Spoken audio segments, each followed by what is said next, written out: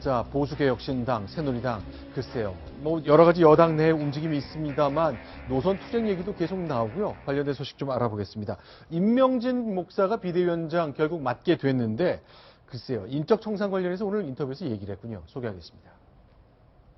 그럼요. 그러나 말씀드리고 싶은 것은 나가시려고 하는 분들도 이거의 책임에 있어서 결코 가볍지 않다. 서로 노력해서 쇄신해야 될 일이고 서로 책임져야 될 일이지 이 누가 누구를 손가락질할 일은 아니다. 국민들이 요구하는 거 보면 왜 그걸 못하겠습니까? 뭐 당연합니다. 뭐 그거는.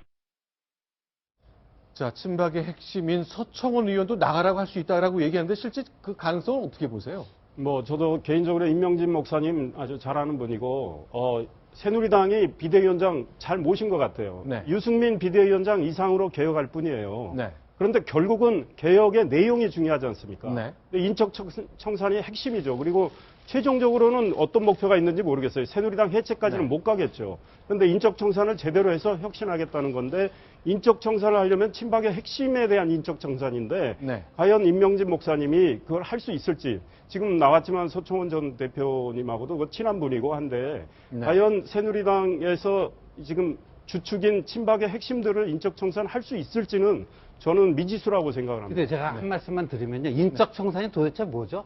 인적 청산이 뭔지 그거부터 정의를 내리고 해야 돼요. 예를 들어서 대통령이 잘못하면 국회에서 탄핵을 시켰잖아요. 그다음에 지방자치단체장들이 잘못하잖아요. 그럼 주민 소환 투표로 해갖고요. 임기 전에라도 그거 끄집어낼 수가 있습니다. 국회의원은 할 수 있는 방법이 없어요. 그러니까 저기서 인적 청산이라는 건요. 제가 봤을 때 기껏해야 당적 박탈이에요. 기껏해야 당에서 출당시키는 게 저기예요. 적어도 인적 청산하려면요. 당신들도 이렇게 박근혜 이 게이트 최순실 국정농단의 조력자들이니까 당신들 정계에서 은퇴해라, 배지 떼라.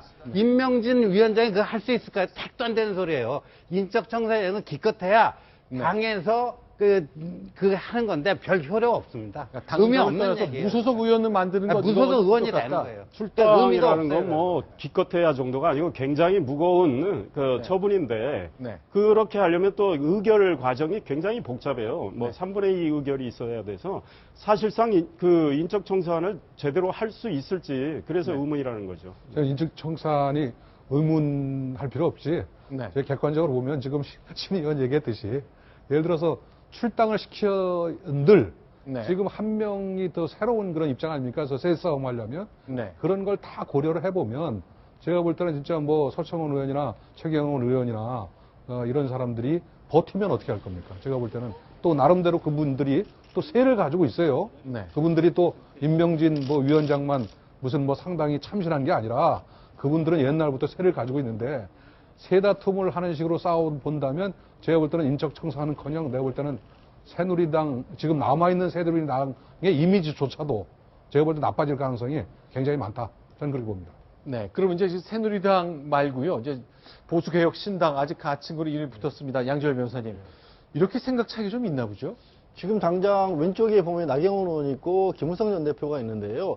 무엇보다 이제 유승민 의원이 지금 현재 그 당론을 많이 이끌고 나가는 데인데 유승민 의원은 안보 문제만 빼고 나머지 부분에서는 거의 경제적으로는 야당에서 주장하는 부분과 상당히 많이 겹칠 정도로 뭐 재벌 개혁이라든가 법인세 인상이라든가 이런 부분을 예전부터 주장해 왔지 않습니까? 그래서 나경원 의원은 그런 정책에 대해서 반대를 하고 있는 거고 김무성 전 대표 같은 경우는 본인은 어차피 대권은 출마를 안 하겠다고 했었기 때문에 누구를 해도 많은 사람들을 폭넓게 영입을 해서 킹메이커 역할을 하고 싶어 하는데 유승민 의원 같은 경우 본인이 직접적으로 대권에 꿈이 있으신 분이다 보니까 그쪽하고도 또 갈등이 있는 거죠. 왼쪽에 나경원, 김무성 전 대표하고 다 갈등을 벌이고 있는 상황이 되는 겁니다. 근데 원래 옛날부터 정치권에서 하는 얘기는 이제 진보는 왜 분열해서 망하고 보수는 부패해서 망한다 그랬는데 분열을 또 보수 진영이 또 많이 하는 것 같네요.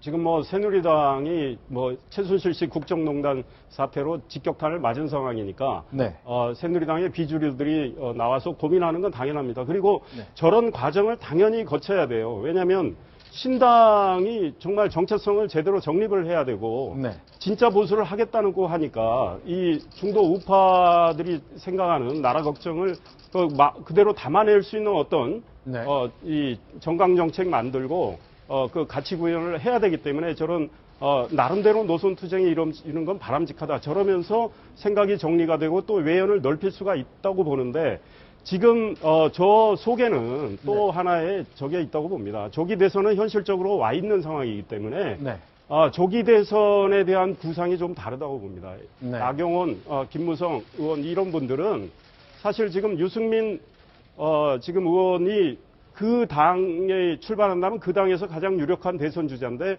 유승민 의원만 가지고는 우리가 대선에서 승산이 없겠다고 생각하는 분들이에요. 그렇기 때문에 저분들이 다른 대선 주자, 예컨대 반기문 유엔 사무총장을 모셔와서 우리가 외연을 더 키워보자 이런 맥락까지 있기 때문에 저런 갈등이 생긴다고 봅니다.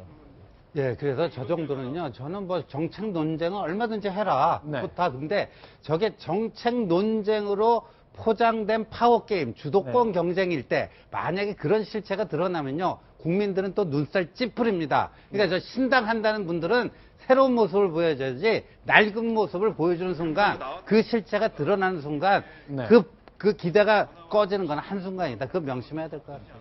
알겠습니다. 자, 국내 정치 얘기도 있으면 정리를 해야 될 것 같습니다. 최순실 씨, 지금 이제 현재 서울구치소에서 여야 의원들, 국조특위위원들과 만나고 있거든요. 관련된 소식 계속 들어온 대로 얘기를 나눠보겠습니다. 신지호 교수님 여기서 또 인사를 드리겠습니다. 오늘 고맙습니다.